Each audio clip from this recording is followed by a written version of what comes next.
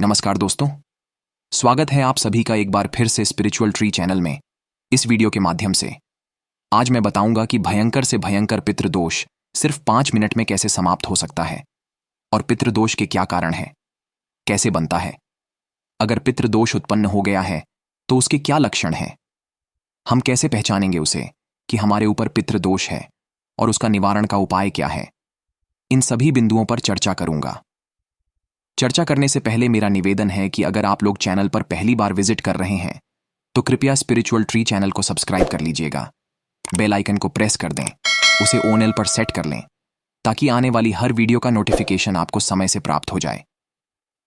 तो मित्रों, आज की यह वीडियो बड़ी ही उपयोगी साबित होगी आपके लिए, ऐसा मेरा विश्वास है। इसलिए इस वीडियो को आप शुरू से आखिर तक देखना, इसे बीच में स्किप मत करना।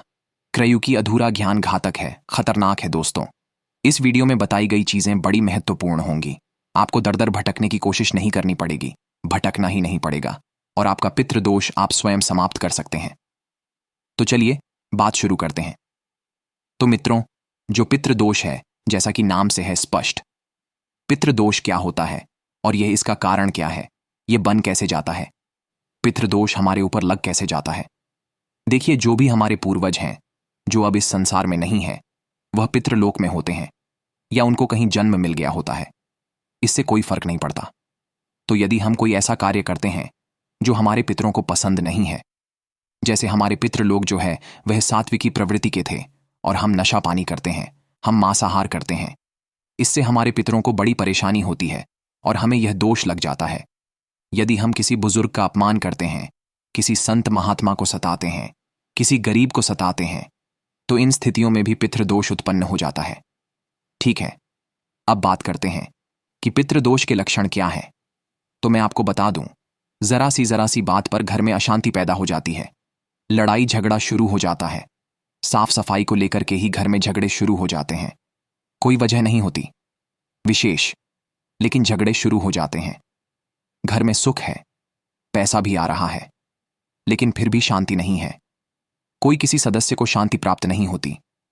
अगला लक्षण यह है कि हमारे शादी विवाह में अड़चन शुरू हो जाती है, शादी विवाह में देरी होती है और यहां तक कि हमारी वंश वृद्धि भी रुक जाती है। तो यह लक्षण भी हमारे पितृदोष के कारण ही पैदा होता है। हमारा चलता हुआ व्यापार रुक जाता है, नौकरी में समस्याएं आने लगती हैं, प्रमोशन में रुकावट आ जाती है, यह भी पितृदोष के कारण होता है। हम कोई काम करते हैं तो गलत निर्णय ले लेते हैं, जिसकी वजह से वह हमारा कार्य सफल नहीं हो पाता। उल्टे सीधे हमारे निर्णय होते हैं, हमारी बुद्धि सही काम नहीं करती, यह पितृदोष के कारण होता है। और एक सबसे सटीक उपाय में आपको लक्षण में आपको बता दूं कि जब आप शाम को भोजन इत्यादि करके सो जाते हैं तो घंटे 1.5 घंटे के बाद आपकी नींद अचानक खुल जाएगी। उस समय आपको बड़ी तेज प्यास लगती है या फिर भूख लगती है। तो इससे यह साबित होता है कि हमारे पितृ भूखे प्यासे हैं। तो अब हमारा क्या फर्ज है कि जिन लोगों की संपत्ति पर हमने संपत्ति को ग्रहण किया और उसका फायदा उठा रहे हैं, तो हमारा अपना भी कुछ फर्ज है उन हमारे पूर्वजों के प्रति कि हम उनके लिए भी कुछ करें। तो अगर हमारे पितृ भूख प्यासे हैं तो रात को हमारी नींद खुलेगी और फिर जल्दी नींद नहीं आएगी, 3-4 बजे के बाद में ही नींद आएगी। तो अगर ऐसा लक्षण दिखाई दे रहा है तो मैं आपको एक उपाय बता रहा हूं। करने में कोई हर्ज नहीं है, कुछ पैसा खर्च नहीं होता, विशेष आपको करना भी इसमें कुछ नहीं है। आप जब भी किसी तीर्थ स्थल पर जाते हैं, किसी नदी में स्नान करते हैं, किसी सरोवर में स्नान करते हैं, किसी पवित्र तीर्थ में स्नान करते हैं, तो उस समय आप अपनी अंजलि में जल भर लें और जल अपने पितरों के निमित्त विसर्जित करें, अपने दोनों कुलों के लिए, दोनों कुलों के लिए, पितृपक्ष, वो पितृपक्ष और मातृपक्ष, दोनों के लिए आप करें। तो इससे क्या होगा कि आप अगर ऐसा करना शुरू कर देते हैं तो आप देखना कि अगर एक बार आप सो गए शाम को तो सुबह ही आपकी आंख खुलेगी। यह बड़ा प्रैक्टिकल प्रयोग है, इसको करके देख लीजिए। आपको इंतजार करने की जरूरत नहीं है और प्रैक्टिकल में आपका खर्च भी क्या होता है, तो आप करिए, इसको करके देखिए। उन्हें जल दीजिए पवित्र तीर्थ में जाकर, कि जब भी आप स्नान करते हैं तो उन्हें जल दीजिए और देखिए कि आपकी नींद पर क्या असर पड़ता है।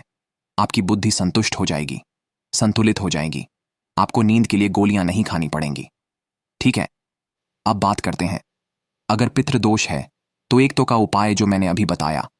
आपको दूसरा उपाय यह है कि संसार में 3 ऐसे वृक्ष हैं जिनमें पितरों का निवास माना जाता है और उनमें अगर हम जल देते हैं तो हमारे पितृ संतुष्ट हो जाते हैं, शांत हो जाते हैं हमसे खुश हो जाते हैं, हमें आशीर्वाद देते हैं। तो वो कौन से हैं? एक तो है वट का वृक्ष, बरगद का वृक्ष जिसको बोला जाता है, दूसरा है पीपल का वृक्ष और तीसरा है वेल का वृक्ष। इन तीनों में से किसी भी एक वृक्ष पर अगर हम दूध मिश्रित कच्चा दूध होना चाहिए, दूध मिश्रित जल चढ़ाते हैं, तो आप देखेंगे कि बहुत जल्दी परिस्थितियां आपकी बदल जाएंगी। बेल वृक्ष तो बहुत ही पवित्र वृक्ष माना जाता है। बेलपत्र ना भगवान शिव की पूजा भी अधूरी रहती है। ऐसी हमारी मान्यता है, हमारे शास्त्रों की मान्यता है। ये जो बेल वृक्ष है ना, वह माता पार्वती के आंसुओं से प्रकट होता है। आंसू गिरे, उससे बेल का वृक्ष पैदा हुआ। अब यह जो माता पार्वती है, वह मैनावती की पुत्री हैं।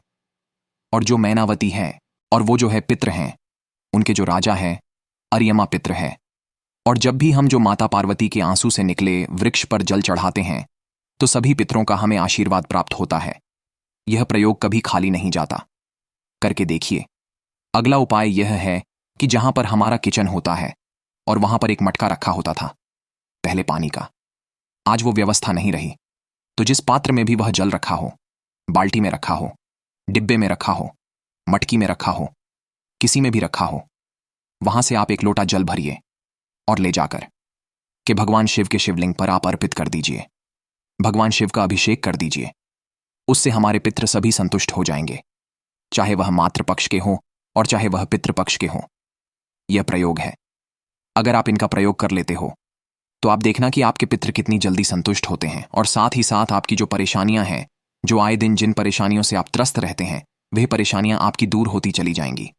कोई कारण नहीं बचता कि आपको पितरों के लिए अलग से कोई व्यवस्था करनी पड़े। लेकिन यदि हो सकता है तो जब भी पितृपक्ष आए, जो कुवार के महीने में आते हैं, तो पितृपक्ष जो 15 दिन का होता है, उसमें आप जो है उनका श्राद्ध करें, उनका तर्पण करें, ब्राह्मणों को भोजन कराएं।